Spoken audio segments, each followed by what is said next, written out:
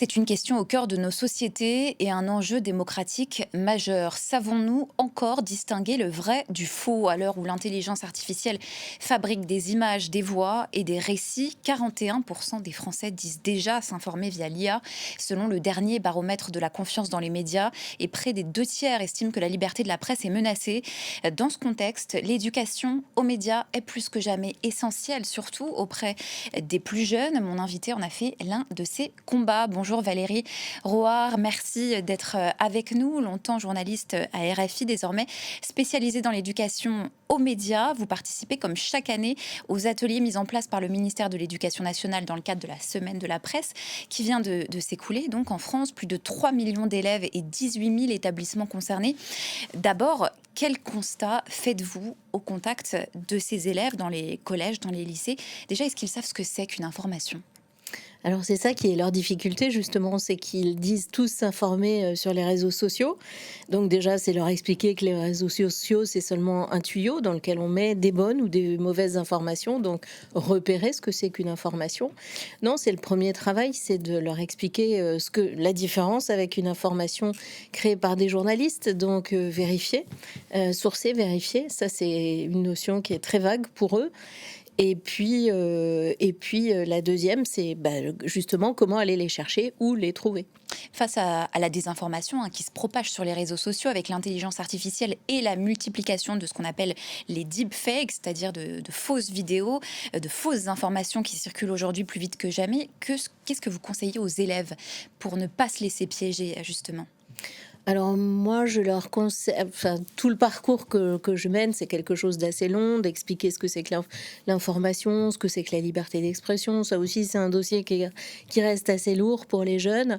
Et puis, sur les réseaux sociaux, c'est plutôt de se méfier de ces réflexes. En fait, j'essaie surtout de leur montrer quels sont nos comportements vis-à-vis des réseaux sociaux et puis surtout de savoir prendre de la distance par rapport à l'image. Et j'essaie de leur inculquer que aucune image, ni fixe ni animée, ne certifie quoi que ce soit, que une image, elle est validée par le contexte, par des historiens, par un article. Ça, c'est déjà vraiment la première chose la plus importante.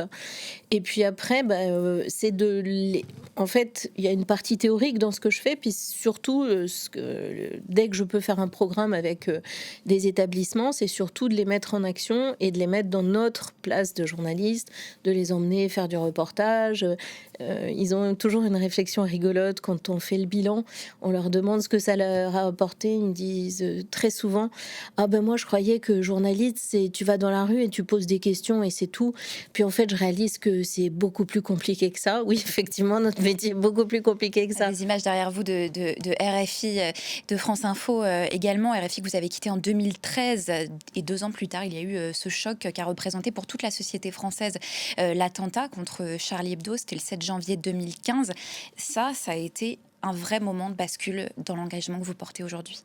Oui, parce que dès l'après-midi, on a vu ce qui circulait sur les réseaux sociaux. Il y a deux choses qui me marquaient. C'était que les élèves, enfin les jeunes de manière générale, avaient l'impression que la liberté d'expression, c'était le bien de Charlie Hebdo et qu'ils en avaient abusé.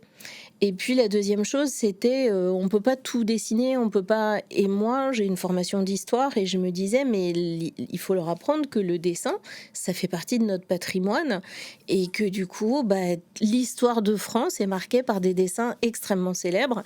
Ils sont toujours très étonnés quand je leur montre celui-là, puisqu'effectivement, c'est l'une des premières caricatures dans l'histoire. C'est le pape représenté, enfin au moment de l'émergence du protestantisme. C'est des caricatures qui sont commandées par Luther pour ridiculiser le pape. Donc on est vraiment déjà sur une polémique religieuse. Et puis voilà, il y en a jusqu'à nos jours, il y en a énormément des dessins qui marquent notre histoire. Donc du coup, c'est leur montrer surtout qu'on est, voilà, que ça fait partie de notre patrimoine historique. Et simplement d'aborder ça sous la question historique permet d'apaiser ce point qui reste quand même un point de crispation avec les élèves, même si ils ont à peine connu Charlie Hebdo, parce qu'en collège, ils ont entre 11 et 14 ans. Donc pour eux, c'est très loin. Point de crispation qui a en tout cas été ravivé il y a 5 ans plus tard, 5 ans après l'attentat de Charlie Hebdo, il y a eu l'assassinat de Samuel Paty le 16 octobre donc 2020 à Conflans-Sainte-Honorine,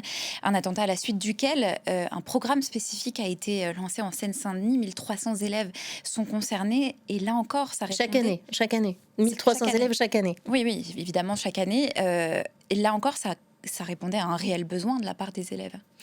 Oui, c'est-à-dire qu'à partir de ce moment-là, le département de Seine-Saint-Denis a lancé un programme, donc Agora, avec l'idée de mettre 130 journalistes face à 130 établissements du département.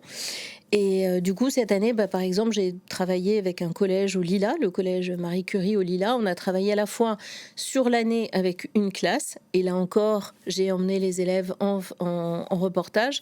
Ils ont travaillé sur le fact-checking, ils sont venus enregistrer leur podcast à RFI. Et parallèlement, toute cette semaine-là, j'étais dans toutes les autres classes du 4e, l'éducation aux médias, les enseignants, enfin le corps enseignant, mais surtout l'éducation aux médias, ça concerne le primaire, le secondaire, le lycée et même le supérieur, mais disons que l'accent est mis dans l'éducation nationale beaucoup sur le collège. Et vous sentez que la notion de liberté d'expression, elle est encore problématique pour beaucoup d'élèves aujourd'hui, qui ne savent pas ce que c'est finalement? Alors je dirais qu'elle est encore valable pour n'importe qui, parce que on voit sur les échanges sur les réseaux sociaux qu'on a tendance à dire ah, et ma liberté d'expression, et moi je réponds que non, la liberté d'expression elle a des restrictions, les insultes et les injures, la diffamation, les discriminations, l'incitation à la haine, à la violence, tout ça c'est des restrictions à la liberté d'expression. C'est très important pour le bien-être commun. Aux États-Unis, vous pouvez vous promener avec un drapeau nazi ou un drapeau confédéré, donc pour l'esclavage. En France, c'est pas possible, et je dirais tant mieux quand même. Vous, ce que vous prenez pendant cette semaine de la presse, mais plus généralement aussi, c'est vous enseignez, vous essayez d'apprendre aux élèves à exercer leur esprit critique. Comment, en tout cas, c'est un des objectifs définis par cette semaine de la presse et des médias dans l'école.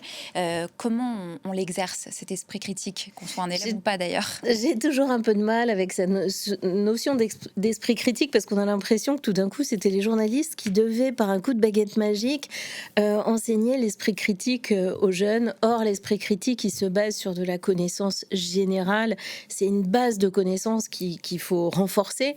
Je vais vous citer un exemple. Un jour, un monsieur auprès de qui j'intervenais en détention m'a dit « Moi, je crois pas aux dinosaures ». Alors, j'avais fait La Terre est plate, j'avais fait Les Américains n'ont pas marché sur la Lune. J'avoue que les dinosaures, ça m'était jamais arrivé.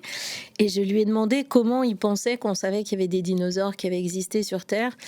Et il savait pas, il a réfléchi, il s'était jamais posé cette question. Tout d'un coup, il m'a dit dans un livre, genre un livre religieux par exemple.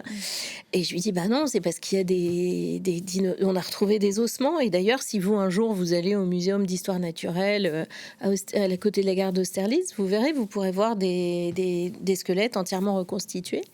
Et sa réponse m'a vraiment fait cogiter. Il m'a répondu, et moi j'ai le droit d'y aller, moi.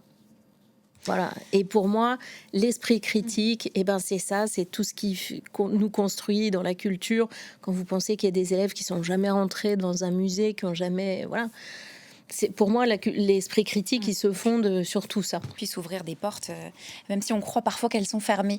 Merci beaucoup, merci Valérie Rohar. Apprendre à s'informer, apprentissage essentiel dans un monde saturé d'images et de récits. Merci pour votre intervention sur notre antenne. Tout de suite.